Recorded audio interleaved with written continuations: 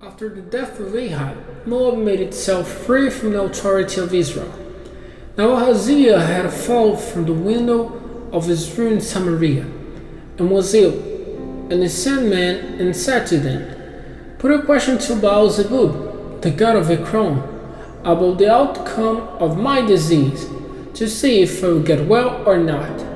But the angel of the Lord said to Elijah, the Tishbite, "Go now, and many of the men sent by the king of Samaria, say to them, Is it because there is no God in Israel that you are going to get directions from Baal-zebub, the god of Ekron? Give ear then to the words of the Lord. You never again get down from the bed onto which you have gone up, but death will certainly come to you." Then Elijah went away. And the men he had sent came back to the king, and he said to them, "Why have you come back?"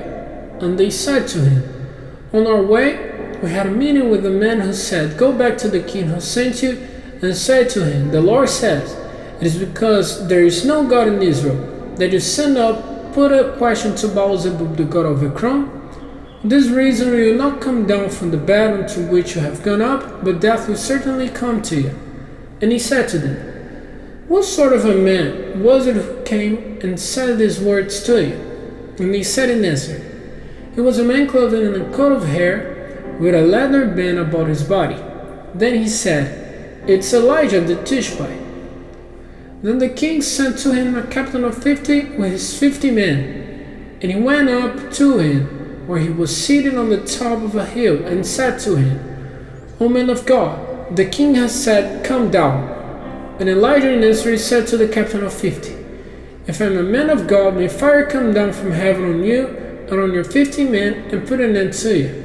And fire came down from heaven and put an end to him and his 50 men. Then the king sent another captain of 50 with his 50 men, and he said to Elijah, "Man of God, the king says, 'Come down quickly.'" And Elijah in answer said, "If a man of God, may fire come down from heaven on you and on your 50 men, and put an end to you." And the fire of God came down from heaven and put an end to him and his 50 men. Then he sent a third captain of 50 with his 50 men.